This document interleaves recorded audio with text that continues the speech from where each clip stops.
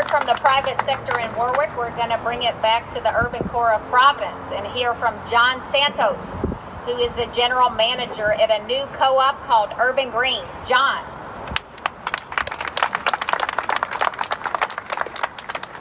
Thank you for the opportunity to speak today. There have been a number of folks a lot of doctors that have spoken about the health benefits of not drinking sugary beverages. I'm sure your mom would agree with that. I can tell you that the situation right now is that the people in my industry, some of the people in my industry are trying to tell you that this is going to hurt jobs. And I can tell you that that's not the case. I've spent my life in this industry as a general manager, building jobs, finding out what gets a consumer to shop in my store. It's never been soda. It's been produce. It's been the meat department. It's been the value that they found in the customer service. No one is going to be leaving the state of Rhode Island to go to Seekonk to buy their soda. Some of the leading operators in this state have taken that position, and it really, I'm very confused by it. I know that when you look at the value of Coca-Cola exceeding the value of Exxon as a worldwide company, and you look at the value of Pepsi exceeding the value of Toyota as a worldwide company, and then you look at the big box stores and 40 feet of soda and end caps and big displays in the shape of goalposts built to convince you that that's the product, and you come from my perspective behind the scenes, you understand who is giving you the options to choose from. This is when you walk into a supermarket and you think that you are picking the foods that you want. We have picked the foods that are going to be in front of you, and companies like Coca-Cola and Pepsi have decided for us what's going to be in those coolers at the register. That's how we got to this place right now. And what this bill does is tries to right that wrong. Now listen, I've got nothing against Coke and Pepsi. I want those companies and the people that work for them to be successful. I want to use their innovation, their marketing strength, their manufacturing strength to help create products that are good for our consumers. They know this, they've been doing this already. What this bill does is it gets them from dragging their feet. It means that they have to work on our timeline, on what is in the best interest of the community. And that is the goal of a tax. When we think of why a tax is in place, it's there so we collectively fund something that is right for us. We don't serve the tax serves us. I can't think of something that serves our community better, that serves our children better than this tax. You don't hear me stand in front and you won't see my face on anything else. I run grocery stores, okay? But this I'm stepping up for. Because in this situation, we're talking about lives. We're talking about something that happened because some companies had a lot of money and could influence what was put in front of you at the register when you've been waiting in line and you're thirsty. What do you get to pick from? That Coca-Cola cooler that's right there. What's in there? Not what's in your best interest, what's in theirs. But they know that. Coca-Cola sales, soda sales, have been dropping have dropped 25% on average every year since 2010. In 2000, we drank over 50 gallons of soda per American. Over 50 gallons. Now we're in the 30s. So these soda companies have understood where we're going. They've diversified. They diversified into snacks and chips, into value-added products like sports drinks, into cereal.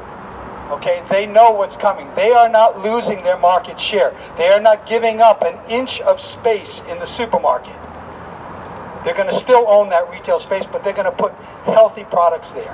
And they're going to do that because our leaders are going to vote that way. They're not going to hide this vote from being called. They're going to step up, they're going to do the right thing, and they're going to use a tax for the best possible reason a tax could be used for, which is helping our children. Helping our children. Now let me tell you what happens when you incentivize a produce dollar. Produce is one of the departments where we have the majority of our losses. So we have to be very careful about our decisions when we put produce on the shelf. So a little bodega or a little convenience store has to be very careful, does not want to take the chance. They can't afford to take the chance of going out there and putting fresh lettuce out there. And if they do, if they have that courage to do that, to take that risk, they have to charge a lot of money. And that impacts the movement of that product, which increases the losses. So we are very concerned about managing our losses. That's how we keep our prices low. Now I want you to think about soda. Soda involves a lot of automation. When I would way better, much more rather sell a fresh pint of strawberries than I would a 2-liter bottle of soda. One, I make a lot more money on it. Soda brings me about 10 to 20% gross margin if in fact it's incentivized. Oftentimes it's below that. Produce generates about 33 to 36% gross margin for me. So it's a more profitable option for me. Okay? Not only is it more profitable, think about where that produce came from. Somebody had to put that on. Let's reverse engineer this. Someone had to put it onto the shelf. Someone had to ring it up. Someone had to put it on the shelf. Someone had to unpack that case. Someone had to transport that case. Someone had to store that case, like Eliza's company, to make it available to us. Someone had to harvest that produce. There's people all along the channel. We're not supporting machinery. We're supporting people. We're supporting real people. So that's what's going on with this penny-and-a-half tax. Okay? It's not being wasted on something that's not trackable. That's not a benefit to people. This is a benefit to everybody along the food chain. So I would gladly transfer one of my soda sales to a produce sale to fresh apples, or think about what this does now to the industry. Now we all can recognize the value of organic and locally grown, right? And a lot of times those items are more expensive because of the care taken and the labor associated with it. So if I'm a consumer on SNAP and I get a chance to have my dollar worth a little bit more money, I just might choose to spend that on locally produced produce. That's local Rhode Island produce, guys. That's organic produce. That's what I might choose to spend my money on. I might make it'll have a double benefit to the health of my children and the economy here in Rhode Island. Nobody is going to shop Seekonk or Attleboro for a Coca-Cola, unless they got an issue with Coca-Cola.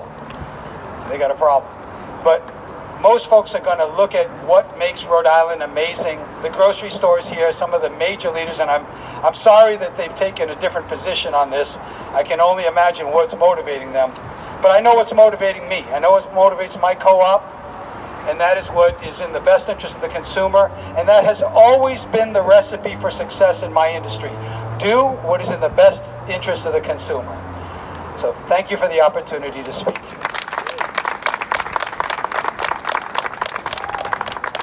He's a closer.